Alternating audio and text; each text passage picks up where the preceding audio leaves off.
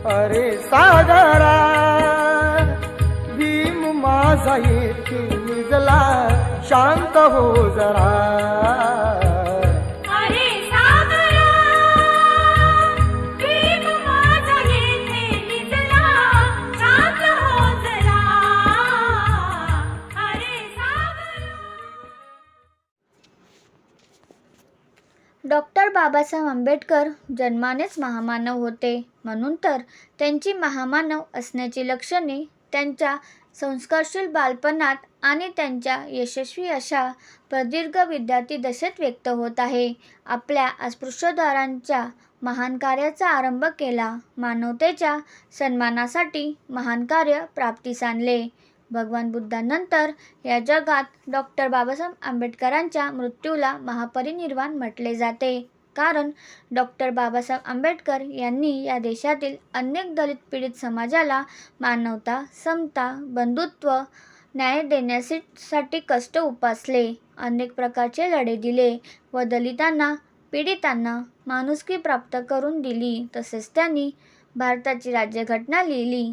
ते जगात विद्वान ठरले. त्यांचे महानपण जगाने मान्य केले, म्हणून डॉक्टर बाबासाहेब आंबेडकरांच्या मृत्यूला महापरिनिर्वाण म्हणतात.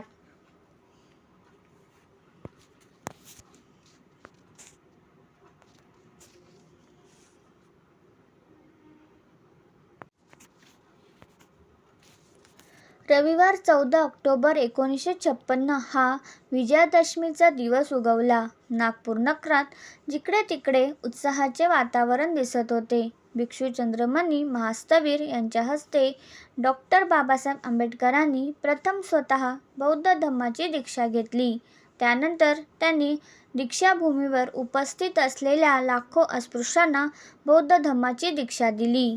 त्या दीक्षाभूमीवर एक महान धार्मिक क्रांती घडविण्यात डॉक्टर बाबासाहेब आंबेडकर यशस्वी झाले होते.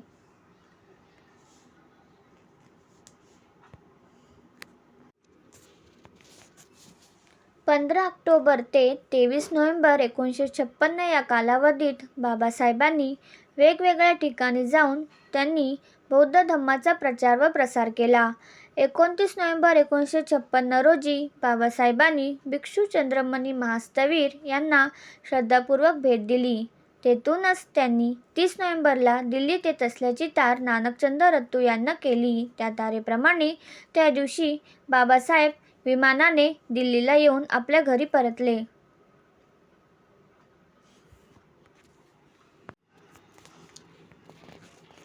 1 डिसेंबर रोजी सायंकाळी बाबासाहेबांनी दिल्लीत मथुरा रोड येथे बुद्धिस्ट आर्ट एक्झिबिशन पाहण्यासाठी आले होते. त्याचवेळी समाजसेवक सोहनलाल शास्त्रीही आले होते. तेथे बाबासाहेब, सोहनलाल, नानकचंद रत्तू यांची भेट झाली. त्यांचा संवाद होत असताना शास्त्री यांनी बाबासाहेबांना एक कोडे सांगितले. ते म्हणाले, बाबासाहेब, सर्व प्रदर्शन मला आवडले, पण बुद्धाचे पुतळे अनेक आहेत. प्रत्येकात बुद्धाचे अवयव निरनिराळ्या आकाराचे आहेत. हे कोडे मला उलगडत नाही. त्यानंतर बाबासाहेब स्मितहास्य देत म्हणाले, भारतीय कलावंतांनी बुद्धाचे अवयव भारतीय पद्धतीने काढले, तर जपान, चीन, सिलोनी, तिबेटियन वगैरे कलावंतांनी त्यांच्या देशातील पुरुषश्रेष्ठांचे अवयवांप्रमाणे मूर्त्या बनविल्या. असे स्पष्टीकरण करून त्यांनी महत्त्वाचा उपदेश दिला की आपण बुद्धाची चित्रे व पुतळे यांच्याकडे लक्ष न देता त्यांची तत्त्वे व शिकवण याकडे सर्व लक्ष केंद्रित केले पाहिजे. त्यानंतर बाबासाहेबांनी शास्त्री यांचा निरोप घेतला व ते नानकचंद रत्तू यांच्याबरोबर कॅनॉट प्लेस रोडवरील पुस्तकाच्या दुकानात गेले. तेथे त्यांनी अनेक ग्रंथ विकत घेतले. त्यानंतर दोघेही बंगल्यावर परतले.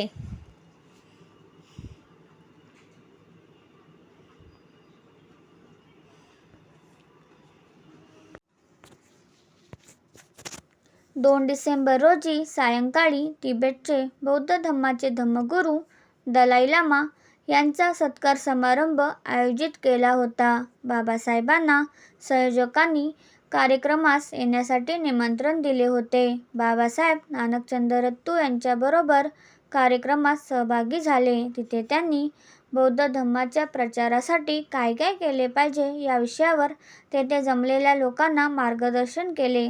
समारंभ व्यवस्थित पार पडला. घरी आल्यावर जेवणानंतर ते नानकचंद रत्तू यांच्याशी बोलत होते की माझ्या हयातीत माझे ग्रंथ प्रकाशित होतील का, बौद्ध धम्माचा प्रसार होत राहील का, अशा विषयांवर ते काळजीने बोलत होते. काळजीने बोलण्याचे कारण की त्यांची प्रकृती बरी नसल्याची जाणीव त्यांना होत होती.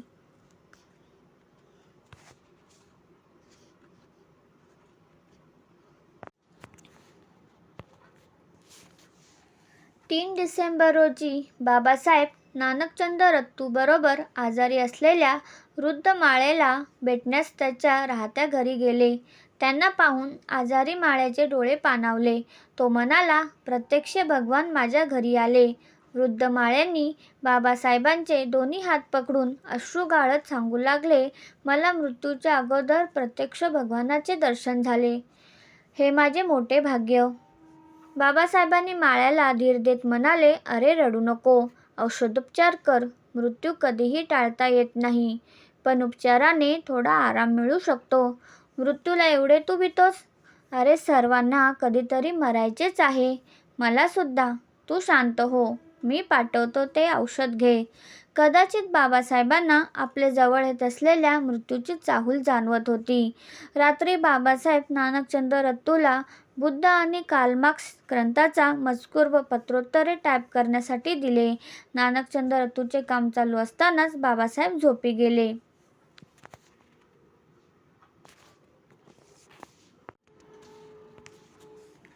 4 डिसेंबर रोजी बाबासाहेबांनी नानकचंद यांनी टाईप केलेल्या पत्रांवर सह्या केल्या आणि ती पत्रे पोस्टात टाकण्यासाठी घेऊन गेले. संध्याकाळी बाबासाहेबांनी काही पत्रे स्वतःच्या हस्ताक्षरात लिहिली. त्यापैकी एक पत्र आचार्य अत्रे आणि दुसरे पत्र एस.एम. जोशी यांना लिहिले. त्यांनी इंग्रजीत 10-12 पानांचा रिपब्लिकन मुद्द्यावर माहिती देणारा मजकूर लिहून ठेवला. बाबासाहेबांची प्रकृती बरी नसतानाही त्यांनी त्या दिवशी आपले काम केले.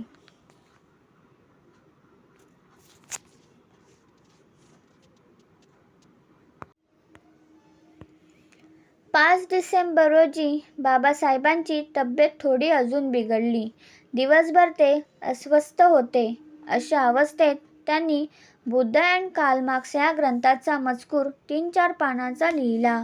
त्यांनी नानकचंद रत्तू यांना फोन करून कामाच्या कार्यालयातून सायंकाळी बंगल्यावर लवकर येण्याचा निरोप दिला. त्याप्रमाणे नानकचंद रत्तू सायंकाळी 5:30 वाजता बंगल्यावर आले. नानकचंद रत्तू यांना बाबासाहेबांचा चेहरा कोमजलेला दिसला. बाबासाहेबांना जेवणाचीही इच्छा नव्हती, पण नानकचंद रत्तूच्या प्रेमळ आग्रहामुळे ते जेवणासाठी तयार झाले. जेवायला जात असताना ड्रॉइंग हॉलमध्ये गेले. तिथे त्यांनी स्टँडवर ठेवलेल्या ग्रंथापैकी एक ग्रंथ काढून पाहिला. त्यानंतर त्यांनी एक कपाट उघडले. त्यात अत्यंत दुर्मिळ ग्रंथ होते. त्यामधील काही ग्रंथ बाहेर काढून नानकचंद रत्तूच्या हातात दिली. त्याच्या बाजूच्या कपाटात समाजशास्त्राचे, कायद्याचे, तत्त्वज्ञानाचे, अर्थशास्त्राचे, राज्यशास्त्राचे व उत्तम चरित्र ग्रंथ होते. बाबासाहेब हे सर्व ग्रंथ डोळे भरून पाहत त्यांनी एक दीर्घ श्वास घेतला. त्यानंतर त्यांनी नानकचंदकडून डोक्याचे मसाज करून घेतले. अचानक मोठ्याने म्हणाले, चल उठाले कबीरा, तेरा भवसागर डेरा.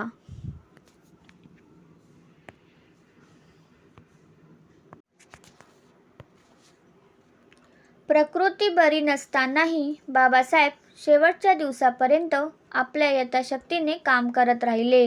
तो दिवस म्हणजे 6 डिसेंबर 1956. मग ते काम करून झोपी गेले, तेही कायमचे. सकाळी कळून चुकले की आता बाबासाहेब आपली सर्वांची साथ सोडून गेले. नानकचंद यांना तातडीने बंगल्यावर बोलवण्यात आले. नानकचंद, नोकर, सुदामा व माळी हे तिघेही आकंत आक्रोश करून रडू लागले. नानकचंद यांनी स्वतःला सावरून सगळीकडे फोन करून ही दुःखद बातमी कळविली.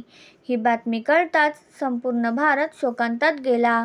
बाबासाहेबांच्या अंत्यविधीसाठी त्यांना मुंबईला विमानाने घेऊन जाण्याचा निर्णय घेतला. सायंकाळी दिल्ली विमानतळाकडे त्यांचा देह सन्मानाने नेण्यात आला. तिथे अनेक लोकांनी त्यांचे अंत्यदर्शन घेतले. त्यानंतर रात्री विमान नागपूरच्या विमानतळावर थोडा वेळ थांबवण्यात आले. तिथे नागपूरकरांनी बाबासाहेबांच्या दर्शनासाठी प्रचंड गर्दी करून आपल्या लाडक्या बाबांचे शेवटचे दर्शन घेतले.